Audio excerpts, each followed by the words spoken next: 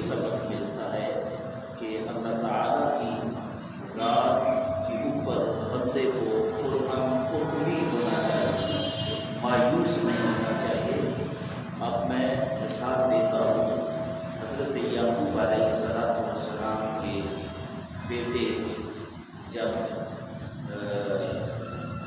آپ کو نہیں ملتے، گم ہو جاتے ہیں، بھائی کنویں میں پھینک کے واپس آ جاتے ہیں، اسی کے بنا حضرت یعقوب علیہ السلام اپنے بیٹے کے بارے میں 30 سال تک روتے رہے۔ 30 سال تک حضرت یعقوب علیہ السلام روتے رہے اور بیٹے کا انتظار کرتے رہے۔ تو قرآن بھی یہی ہمیں بتاتا ہے کہ آپ نے اپنے بیٹوں سے مخاطب ہوئے فرمایا فتحسسوا من یوسف واخیہ، جاؤ یوسف کو اور اس کے بھائی کو تلاش کرو، ولا تیأسوا من روح اللہ، اور اللہ تعالیٰ کی ذات سے مایوس نہ ہو۔ یہ حضرت یعقوب علیہ السلام اپنے بیٹوں کو کہتے ہیں کہ جاؤ یوسف اور اس اپنے بھائی کی تلاش کرو اور اللہ تعالیٰ کی ذات سے مایوس نہ ہو۔ انہ لا ییأس من روح اللہ الا القوم الکافرون، اگر کوئی اللہ کی ذات سے مایوس ہوتا ہے تو وہ صرف جو ہے کفار لوگ ہیں، اہل ایمان جو ہیں یہ اللہ تعالیٰ کی ذات سے مایوس نہیں ہوتے۔ تو اب 30 سال تک حضرت یعقوب علیہ السلام بیٹے کے فراق میں روتے رہے، انتظار میں رہے۔ آخر انہوں نے اپنے بیٹوں کو کہا جاؤ انہیں تلاش کرو، میں یوسف واخیہ، یوسف اور اپنے بھائی کو تلاش کرو۔ یہ 30 سال تک بھی مایوس نہیں ہوئے، امید میں رہے کہ میرا بیٹا جو ہے وہ مجھے ملے گا۔ تو اس لیے ہم نے جو بھی کفار کی طرح یہ نہیں کرنا کہ صبح گھر سے باہر نکلے اور کتا مل گیا تو نہیں میرا معاملہ آج خراب ہو جائے گا، رستے میں گیلڑ مل گیا تو ہم کہیں گے کہ آج تو کوئی منحوس دن ہے، کوئی عورت مل گئی رستے میں باہر نکلے گھر سے تو کہتے ہیں جی آج تو بڑا منحوس دن ہے، اس وجہ سے میرا کام نہیں ہوا۔ کام کے ہونے میں یا کام کے نہ ہونے میں یہ بندے کے اعمال کا عمل دخل ہوتا ہے۔ اگر نیکیاں زیادہ ہیں تو اللہ تعالیٰ آسانیاں پیدا کرتے ہیں۔ ہاں، گناہوں کے بدلے میں بندے کے بہت سارے کام نہیں ہوتے، اگر ہوں بھی تو ان کی برکتیں جو ہوتی ہیں وہ ختم ہو جاتی ہیں اور گمراہی کا جو وبال ہوتا ہے وہ پڑا رہتا ہے۔ میں نے پہلے بھی مثال دی، میں اب بھی عرض کر دیتا ہوں۔ ایک صحابی جب بن چکے ہیں رسول اللہ کی بارگاہ میں حاضر ہوتے ہیں تو کہتے ہیں یا رسول اللہ، میں نے عالم کفر کے اندر بہت زیادہ نیکیاں کی ہیں، میں نے بہت زیادہ بھلائیاں کی ہیں۔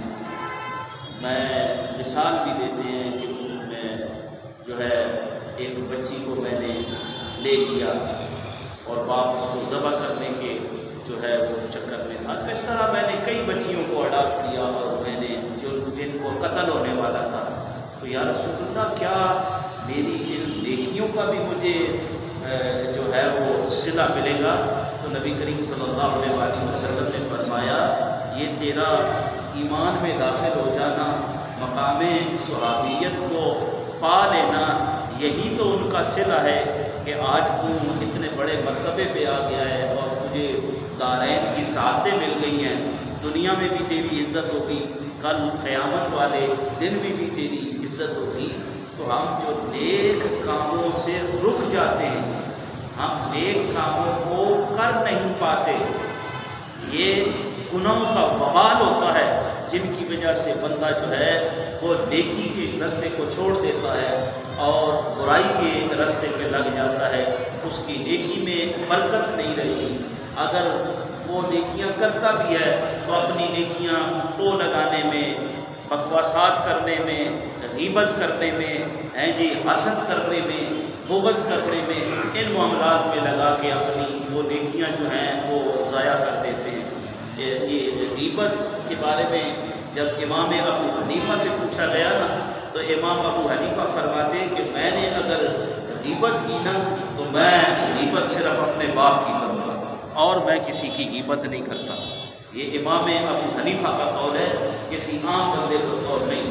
آپ نے فرمایا میں اگر غیبت کرتا تو اگر میں غیبت کرتا یہ نہیں ہے، اگر میں غیبت کرتا تو میں اپنے باپ کی غیبت کرتا۔ اس سے کیا ہوتا ہے؟ جس کی غیبت کی جاتی ہے، توجہ میری طرف، جس کی غیبت کی جاتی ہے اس کی جو برائیاں ہیں وہ کرنے والے کے کھاتے میں ڈال دی جاتی ہیں، اور جو کرنے والے کی نیکیاں ہیں جس کی غیبت کی جاتی ہے اس کے نام اعمال میں داخل کر دی جاتی ہے۔ اس لیے امام ابو حنیفہ نے فرمایا کہ میں اگر غیبت کرتا تو اپنے باپ کی کرتا تاکہ میری نیکیاں جو ہیں وہ میرے باپ کے کھاتے میں جائیں۔ اس لیے میں اگر باپ کی غیبت نہیں کرتا تو پھر میں کسی کی بھی غیبت نہیں کرتا۔ اور اللہ قرآن میں یہ کہتا بھی ہے کہ غیبت کرنا ایسے ہے جیسے اپنے مردہ بھائی کا گوشت کھانا ہے۔ اب کون ہے عقل مند، صاحب عقل کون ہے جو اپنے بھائی کا جو ہے وہ گوشت کھاتا ہے، اور وہ بھی مرے ہوئے بھائی کا؟ یہ علیحدہ بات ہے کہ ہم پیسے حرام کے جیب میں رکھ کے مارکیٹ کے اندر جو ہے وہ حلال گوشت تلاش کرتے ہیں، یہ ہماری نادانی ہے۔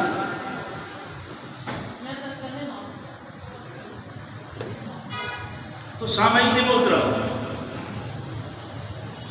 حسن ظن رکھنا چاہیے، گمان اچھا رکھنا چاہیے، چاہے خالق کے اوپر ہو چاہے مخلوق کے اوپر ہو۔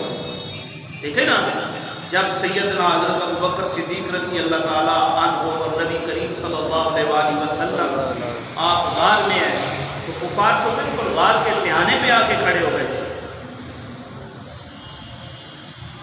اور حضرت ابوبکر صدیق خود فرماتے ہیں، میں نے کہا یا رسول اللہ اگر وہ اپنے قدموں کے اوپر نگاہ دوڑاتے ہیں تو وہ ہمیں دیکھ لیں گے۔ اس طرح مطلب وہ اوپر آ کے کھڑے ہو جاتے ہیں۔ تو نبی پاک نے فرمایا ابوبکر لا تحزن ان اللہ معنا، اے ابوبکر غم نہ کر، ابوبکر غم نہ کر، اللہ ہمارے ساتھ ہے۔ تو جن کے ساتھ اللہ تعالیٰ کی ذات شامل ہو جاتی ہے، اس کی نصرت شامل ہو جاتی ہے، اس کی مدد شامل ہو جاتی ہے، تو اس کا جو انجام ہوتا ہے وہ اللہ تعالیٰ بہتری فرماتا ہے۔ میں نے پہلے بھی عرض کیا ہے کہ جب میں نے اسلامک یونیورسٹی میں ایڈمیشن لیا اس وقت امریکہ اور طالبان کا جو سسٹم تھا وہ بڑے پیک کے اوپر تھا، اور طالبان حضرات جو تھے وہ بڑی پسپائی کی صورت میں تھے۔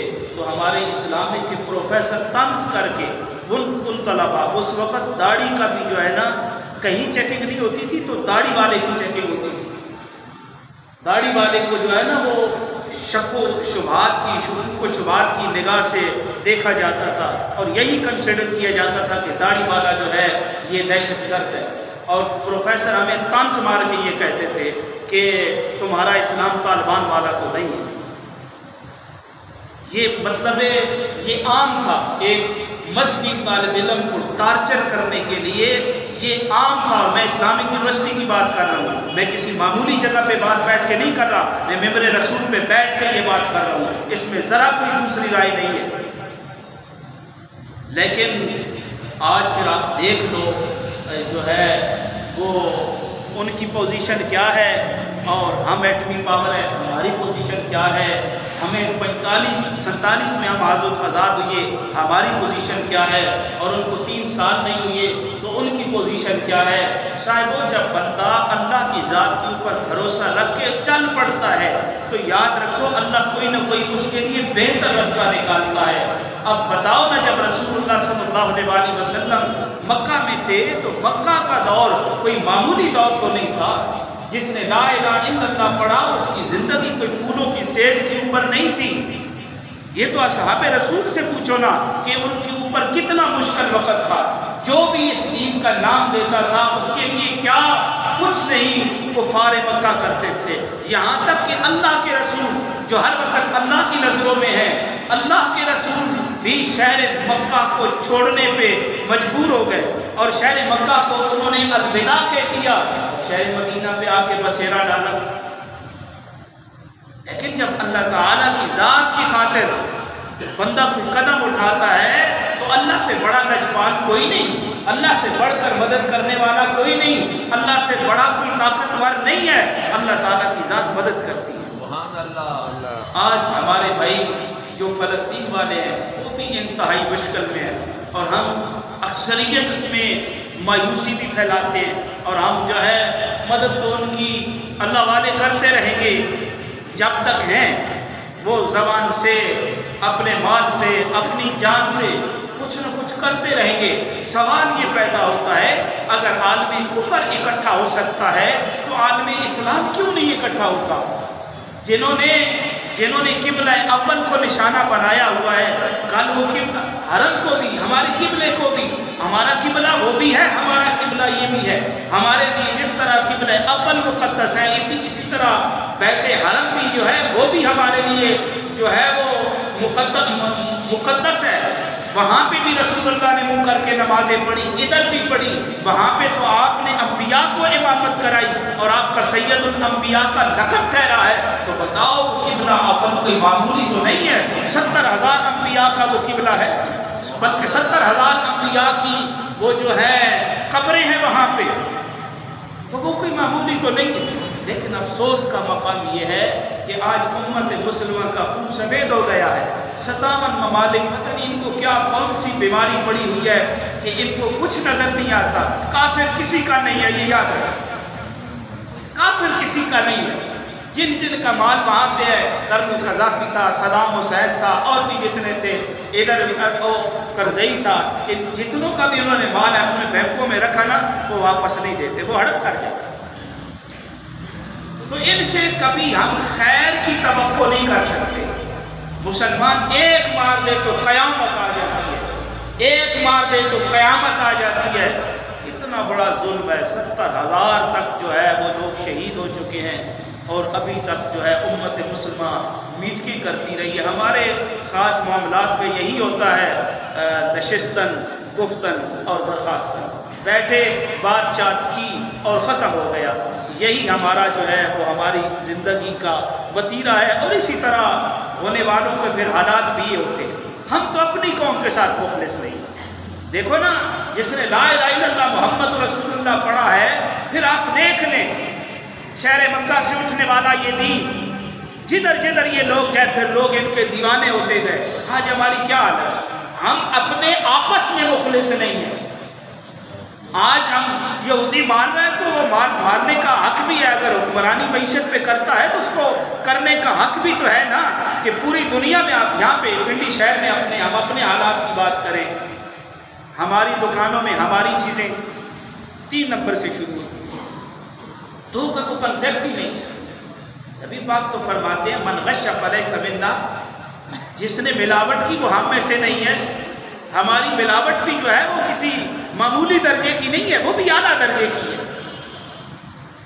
ہماری ادویات دیکھ لیں، ہماری اور بھی جو چیزیں ہیں، کاسمیٹکس کا سامان دیکھ لیں، ادویات دیکھ لیں، ہم 3-4 نمبر سے شروع کرتے ہیں۔ ہاں جی، 1 نمبر کہاں سے ملیں گی؟ ڈی واٹسن سے ملیں گی، کیونکہ وہ یہودیوں کی بنائی ہوئی، ان کی بنائی ہوئی چیز ہمارے ملک میں بہتر ملتی ہے،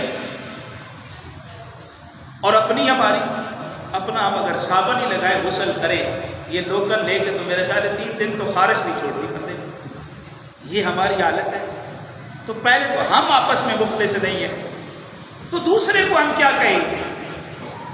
موبائل ہم ان کے بندے استعمال کرتے ہیں، ٹیکنالوجی ہم ان کی استعمال کرتے ہیں، مطلب ہے ہم کسی کھاتے کے نہیں ہیں، ہم کسی کھاتے کے نہیں ہیں۔ مجھے کل کوئی بتا رہا تھا پتہ نہیں 70 یا 40% انجینئر لوگ ہیں جو ہیں وہ جاپان کے، تو وہ لوگ ترقی کرنے کے تو حقدار ہیں نا، ہم تو ہاتھ پہ ہاتھ دھرے کل کے منتظر ہیں۔ اللہ کے نبی نے فرمایا جس کے 2 دن ایک جیسے گزرے آپ نے فرمایا مومن کے 2 دن ایک جیسے نہیں گزرتے، ہماری زندگیاں ایسی گزر جاتی ہیں۔ ٹیکنالوجی ان کی، معیشت ان کے پاس، سیاست ان کی چلتی ہے، ہمیں تو سیاست اللہ کے نبی نے جو دی ہے وہ خلافت ہے، اس کا نام و نشان نہیں۔ جہاں پہ خلافت ہے وہاں پہ انصاف کا بھی مقام دیکھ لیں، وہاں کا جو چیف آف آرمی اسٹاف ہے وہ بوریاں توڑے کندھوں پہ اٹھا کے غریبوں کے ساتھ چل رہا ہوتا ہے، اور ہم لوگ کیا کر رہے ہوتے ہیں؟ 20 آگے گاڑیاں ہوتی ہیں حفاظت کرنے والوں کی، 20 پیچھے گاڑیاں ہوتی ہیں، اور وہ اسی طرح عوام میں گھل مل کے پھر رہے ہیں۔ جب قاصد آیا نا، کہاں ہے تمہارا امیر المومنین؟ تو امیر المومنین درہ رکھ کے سر کے نیچے درخت کے، جن عمر کی مثالیں دیتے ہیں ہم، وہ درہ سر کے نیچے رکھ کے وہ کیا نام ہے جنگل میں درخت کے نیچے آرام فرما رہا ہے۔ انصاف کرنے والوں کے ساتھ پھر اللہ بھی تو انصاف کرتا ہے نا۔ تو قوم کا خون لوٹنے والے کو سکون نہیں ملتا، وہ وہی سکون کرتا ہے جو اللہ کی مخلوق کی بھلائی سوچتا ہے۔ تو ہم تو اپنوں کے بارے میں اتنے مخلص ہیں، دوسروں کو ہم کیا کہیں؟ تو امید برکت اللہ کی ذات کے اوپر اچھی رکھنی چاہیے۔ نبی پاک نے فرمایا ابو بکر غم نہ کر، اللہ ہمارے ساتھ ہے، اللہ ہمارے ساتھ ہے، اور جو اللہ کی رضا کی خاطر لڑتے ہیں اللہ کوئی نہ کوئی سبیل نکال لیتا ہے، جو اللہ کی رضا کی خاطر اقدامات اٹھاتے ہیں اللہ کوئی نہ کوئی سبیل اٹھاتا ہے اور ان کے لیے رستے نکالتا ہے، بس اس کی ذات کے اوپر پر امید ہونا چاہیے۔ لیکن وہ مشکل وقت تھا نا جب صحابہ کو طواف کرنے کی اجازت نہیں دی گئی اور حدیبیہ کے مقام پر صحابہ اکٹھے ہیں، تو سہیل نامی جب آ رہا ہے، سہیل بن عمرو، تو نبی پاک نے فرمایا یہ کون آ رہا ہے؟ صحابہ نے کہا یا رسول اللہ یہ سہیل بن عمرو آ رہا ہے۔ تو نبی پاک نے فرمایا کہ اب تمہارے لیے آسانی ہوگی۔ سہیل سہل سے ہے نا، آسانی، یعنی اب تمہارے لیے آسانی ہوگی، حالانکہ وہ مشکل وقت تھا، اور یہاں تک کہ اچھا گمان کرنا بھی بڑا مشکل تھا۔ عمر فاروق کہہ رہے تھے یا رسول اللہ کیا فیصلہ کر رہے ہیں، لیکن نبی پاک نے اس کے نام سے وہ جو ہے اس نے زن اچھا فال نکال لیا۔ آپ جب ابو بکر صدیق رضی اللہ تعالیٰ عنہ کے ساتھ شہر مدینہ میں داخل ہونے والے تھے، اس سے قبل رستے میں بریدہ ایک شخص آیا، تو پوچھا یہ ابو بکر یہ راکب سوار کون ہے؟ تو انہوں نے فرمایا یا رسول اللہ یہ بریدہ ہے۔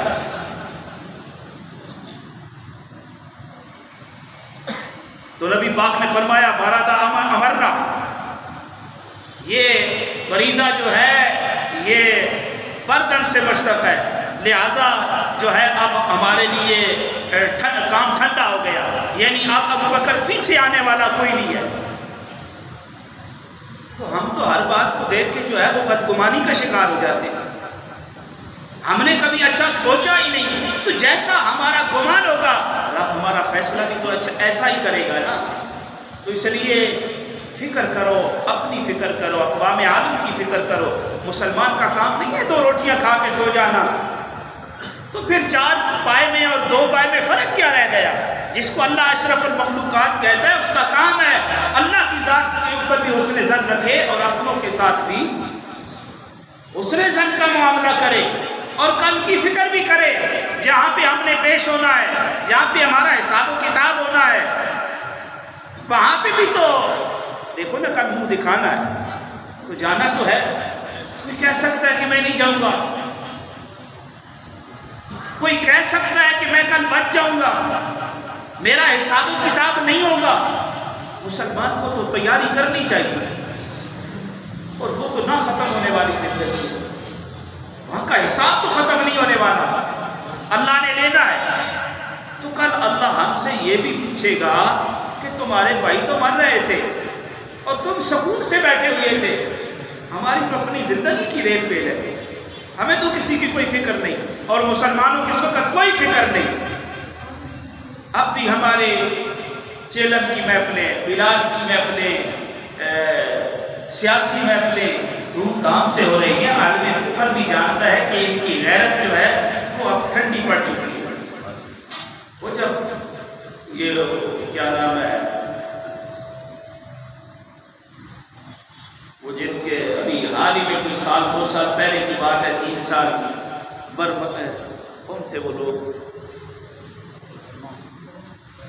انڈیا جب کر رہا تھا ان کے وہ ہندو لوگ جسم کا مسئلہ بنا رہے تھے، بوٹیاں کر رہے تھے، اور مسلمان اپنی خوشی سے بیٹھے، آج بھی وہ مار رہے ہیں۔ تو ہمیں جب تک مسلمان ایک نہیں ہوتے کبھی کامیابی نہیں ہوتی۔ دیکھو نا یہودیوں نے، میں نے پچھلے جمعے میں بھی عرض کیا ہے، یہودیوں نے جب ہر طرف سے مار کھائی نا، انہوں نے کہا 3 کاموں پہ ہم نے ڈٹ جانا ہے، تعلیم کے اوپر، معیشت کے اوپر اور آپس کی یونٹی پہ۔ یہودی جہاں بھی ہے تو وہ ایک ہے یہودی، معیشت کو پوری دنیا پہ راج کرتا ہے، اور تعلیم بھی ان کی عام ہے۔ ہمارے تعلیم والے تو یہ ڈاکو ہے، میں اللہ کی قسم کھا کے کہتا ہوں یہ ڈاکو ہے، یہ کاروبار انہوں نے بنایا ہوا ہے، یہ ظالم کے پتر، ان کو شرم بھی نہیں آتی۔ ہم تو دیکھو سرکاری اداروں میں نے پہلے بھی عرض کیا ہے کہ میں through out A to Z اتنی تعلیم حاصل کر کے میں نے گورنمنٹ کے اداروں میں کی، پرائیویٹ میں نہ افورڈ کر سکیں ہم نہ حاصل کر سکیں، تو ہمارا یہ اشر ہے کم از کم ہم، یہ تعلیم زیور ہے، یہ انبیاء کا خاصہ ہے۔ نبی پاک نے فرمایا مجھے معلم بنا کے بھیجا گیا ہے، تو ہم از کم اپنے لوگوں کے لیے تعلیم کا تو بندوبست کریں۔ جب تعلیم اچھی ہوگی اور معیشت مضبوط ہوگی، آپس میں یہ کام تو مسلمانوں کا تھا، ہمدردی اور یونٹی کا یہ عالم تھا کہ ایک گھر سے بکری کی سری جاتی ہے اور واپس اسی پہ آ کے رک جاتی ہے، وہ کہتا ہے اگلا ضرورت مند ہے، آج ہم نماز پڑھتے باہر نکلتے ہماری جوتیاں ہی نہیں ہوتی، یہ ہمارا بھائی گیٹ پہ آئے، ورنہ اس سے پہلے جمعے کی عام نماز پہ کوئی گاڑی باہر کھڑا کرتا تھا اور واپس جاتا وہ ہوتی نہیں، یہ ہمارا جو ہے حال ہے، تو پھر ہم کفار کو کیسے منہ دکھائیں گے؟ دیکھیں نا جب ہم آپس میں ایک ہوتے ہیں، یہاں پہ تو بھائی بھائی کو نہیں برداشت کرتا، اللہ تو اعلان کر کے کہہ رہے انما المؤمنون اخوہ فاصلحوا بین اخویکم، سارے مسلمان تم بھائی ہو اور صلح کی طرف رجوع کرو۔ ہاں کوئی نکمہ قسم کا ہے، بہنگا قسم کا، اس کو چھوڑ دو، اس کے حال کے اوپر چھوڑ دو، باقی جو صحیح ہے کم از کم وہ تو آپس میں صحیح ہو جاؤ۔ ہم آپس میں صحیح نہیں ہوتے اور کہتے ہیں جی ہم یہ کریں گے ہم یہ کریں گے۔ مسلمان جو ہے لا الہ الا اللہ محمد رسول اللہ پڑھنے والا جو ہے وہ ایک امت ہے، چاہے وہ امریکہ میں چاہے وہ پاکستان میں۔ سبحان اللہ۔ ان لسانی فتنوں سے جو ہے مسلکی اور مذہبی فتنوں سے جب سے ہم ان فتنوں میں پڑے ہیں، ہماری یونٹی جو ہے وہ پاش پاش ہو رہی ہے، اور عالم کفر جدھر جیسے جس طرح جس حال میں چاہتا ہے مسلمانوں کو مارنا شروع کر دیتا ہے، کیونکہ ہم ہر حالت میں ان کے محتاج ہیں، ہر حال میں ان کے محتاج ہیں، سیاست میں ان کے محتاج ہیں، مذہب میں انہوں نے کیڑا ہمارے اندر ڈالا ہوا ہے۔ دین تو کہتا ہے وَاعْتَصِمُوا بِحَبْلِ اللَّهِ جَمِيعًا وَلَا تَفَرَّقُوا وَاذْكُرُوا نِعْمَةَ اللَّهِ إِذْ كُنْتُمْ أَعْدَاءً فَأَلَّفَ بَيْنَ قُلُوبِكُمْ، اس وقت کو یاد کرو جب تم گمراہی اور جہنم کے دہانے پہ کھڑے تھے، فَأَلَّفَ بَيْنَ قُلُوبِكُمْ فَأَصْلِحُوا بَيْنَ أَخَوَيْكُمْ، اللہ نے تمہارے دلوں میں الفت ڈالی اس دین کی وجہ سے، اور تم بھائی بھائی ہو گئے، اور پوری دنیا میں تمہارا راج تھا۔ آج ہمیں کیا ہو گیا؟ اللہ کے نبی کا فرمان ہے، اللہ قرآن میں بھی کہتا ہے جب آپس میں لڑو گے تمہاری ہوا اکھڑ جائے گی، تمہاری یونٹی کمزور پڑ جائے گی، اور پھر تم وان کا شکار ہو جاؤ گے۔ صحابہ نے پوچھا یا رسول اللہ وان کیا ہے؟ فرمایا وان یہی ہے جس طرح ایک چرواہ بکریاں چرواتا ہے اور سارے ریوڑ کو آگے رکھتا ہے، اسی طرح جو ہے عالم کفر تمہیں آگے لڑائے گا۔ یہود و نصارہ آپس میں مخالف ہے، لیکن مسلمانوں کو مارنے میں یہ یاد رکھیے ایک ہے۔ اللہ قرآن میں بھی کہتا ہے یہ آپس میں مخالف ہے لیکن تمہیں مارنے میں جو ہے یہ ایک ہے۔ صحابہ نے حیرانگی سے پوچھا یا رسول اللہ ہماری تعداد کم ہو جائے گی، ہم اتنے کمزور ہو جائیں گے کہ یہ ہمیں ماریں گے؟ فرمایا تعداد کمزور نہیں ہوگی، تم مال کے پیچھے لگ جاؤ گے۔ آج مال کی عزت ہے، بھائی کی قدر نہیں ہے، تو پھر کیا ہوگا؟